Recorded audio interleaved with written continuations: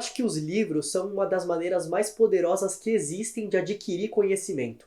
E por isso, hoje eu vou falar sobre 5 livros que mudaram a minha vida, para que, quem sabe, no futuro, eles possam mudar a sua vida também.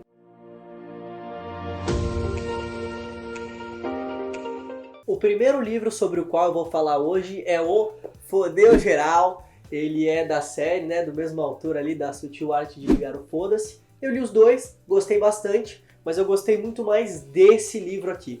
Por quê? Esse livro aqui, o autor ele já tem uma outra pegada. O primeiro livro ele fala sobre uma coisa mais individual. Nesse livro aqui, ele já faz um panorama sobre o mundo atual, né? Ele fala bastante sobre a bipolaridade existente, sobre a falta de um meio termo para as discussões, para as coisas que existem, né? Ou é um lado ou é outro. Se a pessoa concorda com o outro, tudo bem. Se discorda também tudo bem, mas se um concorda e o outro discorda, já fica uma coisa de não falar mais comigo.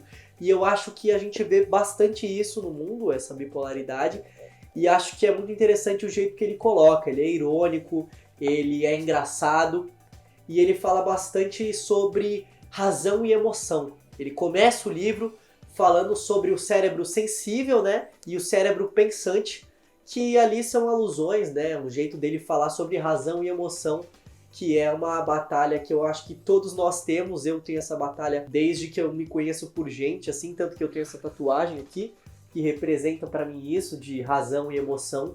E ele fala sobre isso de um jeito muito legal, usando especialistas, inclusive, que tem pesquisas, né? Ele fala sobre o Damásio, que é um neurocientista. É muito legal o jeito que ele fala. E aí nessa parte da bipolaridade ele finge que vai te ensinar a criar uma religião, né? E aí ele passa alguns passos para isso de um jeito muito engraçado.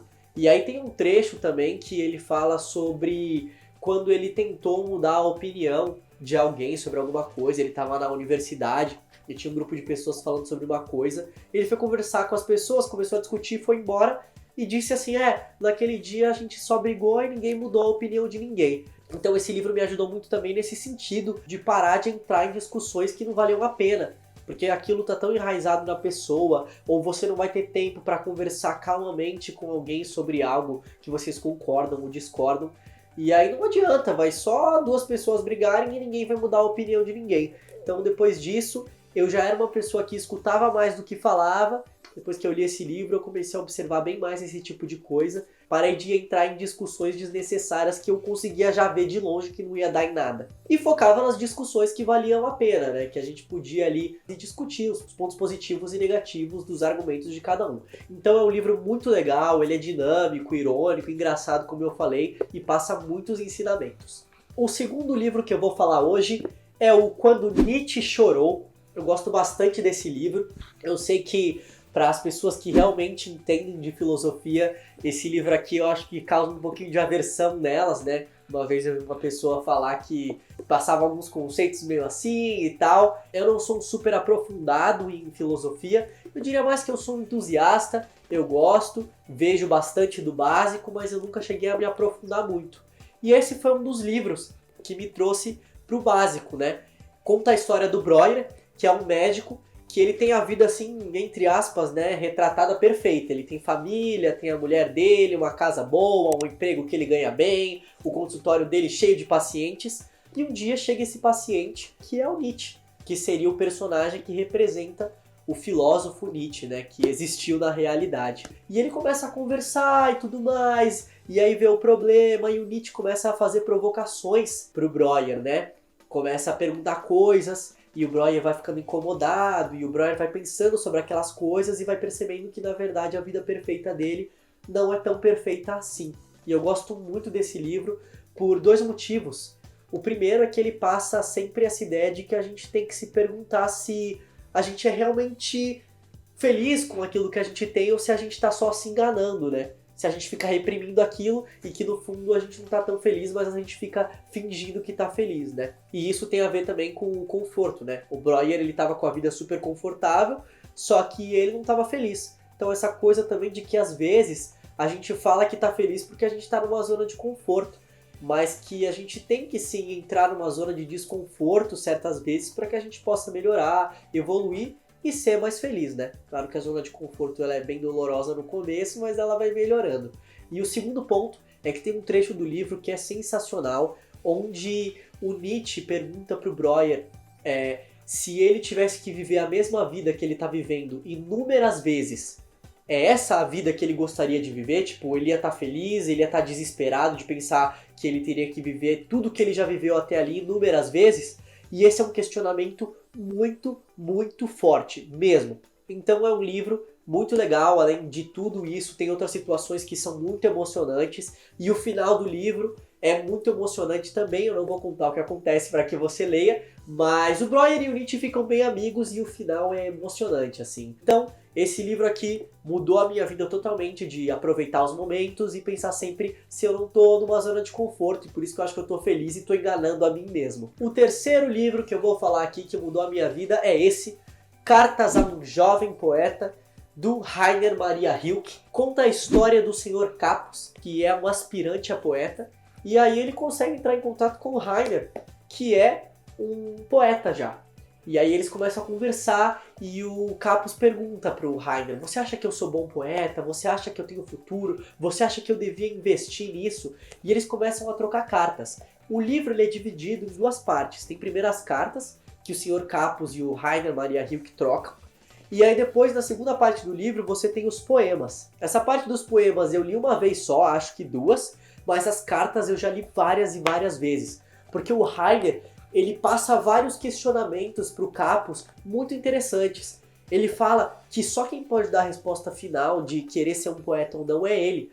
Que ele não deve procurar respostas externas, mas sim entrar em si mesmo, internamente, se fazer várias perguntas e tentar ver beleza mesmo nas coisas mais simples. E que se ele achar alguma coisa feia, ele se perguntar por que aquilo é feio. É um livro que mudou a minha vida, porque me ajudou a ver beleza em tudo, desde as coisas mais complexas até as coisas mais simples, e me fez viver de uma maneira mais leve, ser mais grato, aproveitar todos os momentos, sabe? E me ajudou muito a questionar mais quem eu sou, o que eu quero fazer, o que eu não quero fazer. Me ajudou a ter uma mentalidade melhor para saber as coisas que eu realmente quero. Então é isso, é um livro muito bom, principalmente quando você está passando por uma fase emocional difícil, assim, ele traz respostas. E o mais legal é que se você lê esse livro, sei lá, hoje, passa alguns anos e você lê de novo, parece que ele tem um significado diferente, sabe? Eu fiz isso algumas vezes, intervalo de anos, assim, ou meses, eu li, e parecia que o que significava uma coisa pra mim agora tinha um outro significado. E isso é muito interessante, porque pra mim é um livro atemporal exatamente por esse fato. E tem uma frase que diz que o melhor jeito, um dos melhores jeitos de se comunicar com o mundo é comunicar-se com si mesmo, com o seu interior. E esse livro me ajudou muito nessa parte. O quarto livro que eu quero falar pra vocês sobre aqui é o livro Pai Rico, Pai Pobre. Ele mudou a minha vida no sentido de que assim, ó, tem coisas que a gente consegue, entre aspas, ignorar, que a gente não tem que lidar. Por exemplo, eu não sou um engenheiro, eu não vou ter que lidar com contas para construir um prédio. Só que dinheiro é uma coisa que a gente vai ter que lidar querendo ou não e todos os dias. Então é importante que a gente saiba como ele funciona. E esse livro foi o primeiro que eu escolhi ler quando eu comecei a estudar sobre educação financeira. E ele é muito legal, ele passa a ideia, o conceito por trás de ativos e passivos. Ativo é aquilo que vai te gerar uma renda e passivo é aquilo que vai sugar o seu dinheiro, que não vai te dar, tipo, nenhuma renda em troca. E muitas outras mentalidades que ele passa, para que a gente possa aprender a cuidar do nosso dinheiro melhor. Porque a gente sabe que o dinheiro é uma coisa muito emocional também. Ele ajuda a gente a realizar sonhos, ele ajuda a gente a dar uma condição melhor para nossa família e para as pessoas que a gente ama. E, enfim, é algo que pode causar discussões, brigas, estresses, assim como muitas felicidades, dependendo de como ele for usado e dependendo de como você cuida dele. Então, Pai Rico, Pai Pobre foi um livro muito importante para minha educação financeira, porque além de tudo isso que eu falei, ele foi o primeiro e como eu gostei, eu comecei a ler outros livros sobre o assunto e leio até hoje. Então, é um ótimo começo para você que quer estudar sobre educação financeira também. E o último livro da minha lista é O Caçador de Pipas. Eu não tô com ele em mãos porque esse livro quem comprou foi o meu irmão. E aí eu fui ler, peguei emprestado e já devolvi pra ele. O livro conta a história do Amir, né, que mora no Afeganistão. É um garoto que mora no Afeganistão e ele mora com o pai dele ali em Cabul, mais especificamente. E tem um amigo dele que é o Hassan. E é muito legal esse livro por alguns motivos, assim. Primeiro porque você adentra outra cultura, enquanto o autor vai contando a história. Ele conta sobre os costumes, ele conta sobre as diferenças étnicas e a visão das pessoas sobre essas diferenças étnicas, os preconceitos que existem ali e as dificuldades. Então é um passeio cultural, por assim dizer, e é uma história muito bonita também, porque o Amir e o Hassan, eles são muito amigos, e aí em dado momento acontece uma situação onde o Hassan é muito machucado, tanto fisicamente ali quanto emocionalmente, é uma situação muito grave, muito tensa, e o Amir, ele tá olhando essa situação e ele não faz nada, então ele carrega esse peso pela vida toda dele, e em dado momento, o Amir e o pai dele têm que fugir do país, porque tá rolando alguns conflitos lá, e aí ele fica com isso na mente dele. E o Hassan não vai com eles, não sai do país com eles. E anos depois ele volta pro país dele, que já tá dominado pelo Talibã, e ele vai atrás do Hassan pra saber o que aconteceu. E aí ele descobre várias coisas que eu não vou falar aqui, pra não dar spoiler pra vocês lerem o livro. Mas o principal desse livro, que mudou a minha vida, é por causa dos personagens. O pai do Amir, por exemplo, é um personagem incrível. Tem uma cena que eles estão saindo do país e eles estão num comboio. Só que esse comboio é parado. E aí tem um soldado que ele quer abusar de uma mulher que tá lá. Ela tá com o bebê no colo e ele quer abusar dela. E o pai do Amir levanta e fala, não, você não vai fazer isso não. E o cara fala assim, ó, sai da minha frente senão eu vou dar um tiro na sua cabeça. E o próprio Amir vira e fala, não pai, não faz isso. E aí o pai do Amir vira pra ele e fala, meu, eu não te ensinei nada? Você olha uma situação dessa e vai deixar isso acontecer? Eu não vou sair da frente não, se ele quiser estourar os meus miolos aqui, atirar na minha cabeça, pode atirar que eu não vou sair. E cara, essa cena me emocionou muito, porque tipo, é um personagem fortíssimo, ele estava disposto a dar a vida dele pelos princípios, valores dele, e ainda estava ensinando o filho alguma coisa. E isso, claro, impacta muito para que o Amir sinta mais peso ainda em relação a essa situação que ele viu o Hassan passar e não fez nada. Então, gosto muito pela história e pelos personagens, principalmente o personagem do pai do Amir, que pra mim é um personagem fortíssimo e assim, me ensinou muita coisa. Essa cena eu acho que eu vou lembrar pra sempre assim do que eu li. Personagem incrível e um livro que mexe muito com o emocional, além de ensinar várias coisas sobre a cultura do Afeganistão. Então é isso. Esses foram os 5 livros que mudaram a minha vida. Eu espero que você tenha gostado. Todos eles estão na descrição aqui embaixo, lá para você comprar pela Amazon. Aproveita, vale a pena. É isso aí. Então se inscreve aqui embaixo para ver mais vídeos como esse. Porque eu vou falar mais sobre livros, sobre meu trabalho e sobre coisas que aconteceram que mudaram a minha vida. E, principalmente, comenta aqui embaixo quais livros mudaram a sua vida. Eu quero ver o seu top 5 e o porquê deles terem mudado a sua vida. Pra eu ler também. Vai que eu olho lá e falo, nossa, que da hora, eu vou ler também, com certeza. É isso, valeu e até a próxima.